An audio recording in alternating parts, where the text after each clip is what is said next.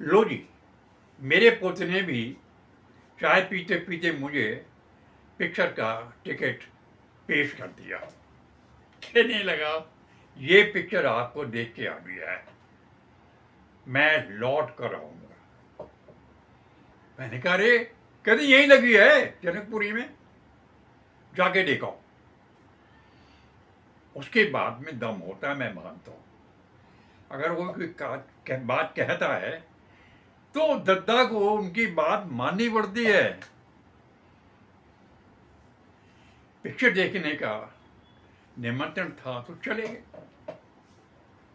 आजकल मैं बहुत कम पिक्चर देखता हूँ, लेकिन आदत है कि जब मैं देखने बैठता हूँ तो फिर पिक्चर के साथ जुड़ जाता हूँ। देखते ही मुझे लगा कि नसीर भाई वास्तव में ही पिक्चर मैं लौटा हूँ के साथ साथ खुद भी लौट कर आ गए हैं। मैंने की एक्टिंग का कभी दीवाना था, कभी इनका नाम था नसीर का, और इन्होंने बड़े बड़े कीर्तिमान हासिल किए एक्टिंग के भी। और आज भी नसीर भाई ने सिद्ध करके दिखा दिया कि वो सर्वश्रेष्ठ एक्टर हैं। कहानी की बात करें तो कहानी केवल कीनू और जिया की प्रेम कहानी नहीं है।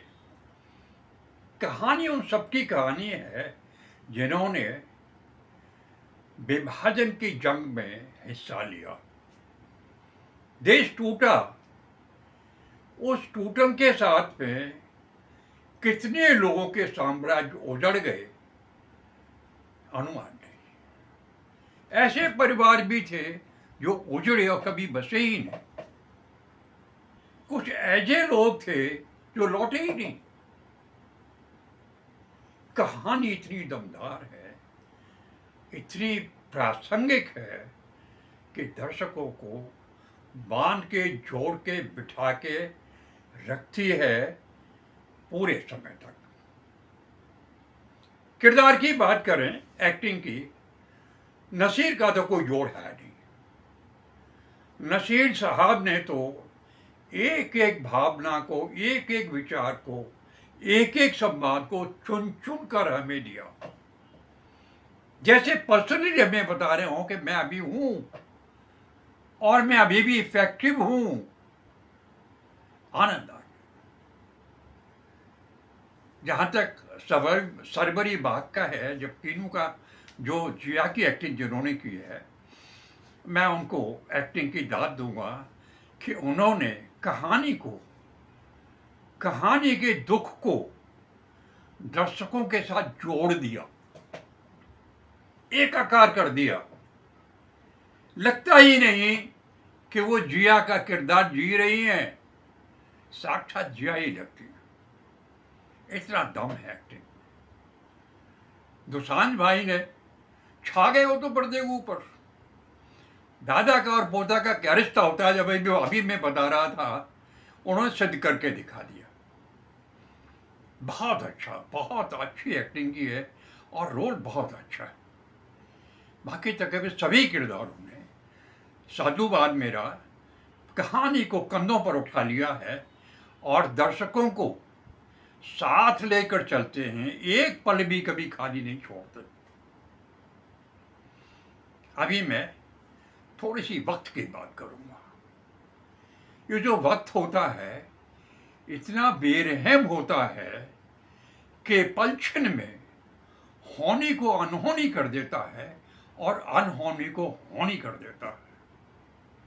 हिंदू मुसलमान दोनों साथ साथ प्रेम पूर्वक रहते, आनंद से, भाईचारे के साथ एक ऐसा देश में रह रही थे जहां सौहार्द था, प्रेम था, आनंद था।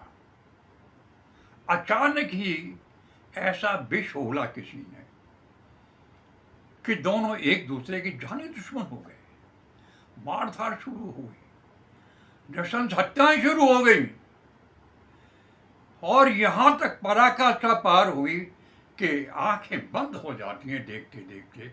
जो घटनाएं सामने आती हैं, दिल दहला जाता है। तो दिल दहला जाता है। आदमी सोचता है यार ये कैसे हो गया, हाउ इट हैपन। लेकिन पर्दे के पीछे खड़ा कोई हंसता रहता है। गुलाम देश के साथ इससे अच्छा और क्या हो सकता है। कोई गुलाम देश, उसके साथ ऐसा होना ही था, हो गया। लेकिन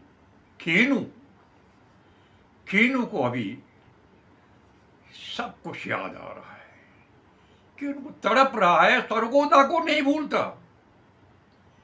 लौट के गया था, लेकिन जिया नहीं थी, पराई हो गई थी।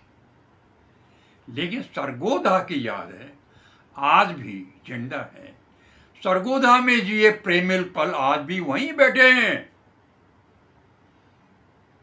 और इसे उनका पोता उन्हें दिखाता है, उन्हें सुनाता है, उन्हें बताता है। तब जाके कहीं खीनू मुक्त होता है। कहानी बड़ी पावरफुल है, भाव व्यक्ति अचूक है, अनोखी है, बहुत अच्छी है। मेरी राय है पिक्चर को जरूर देखें।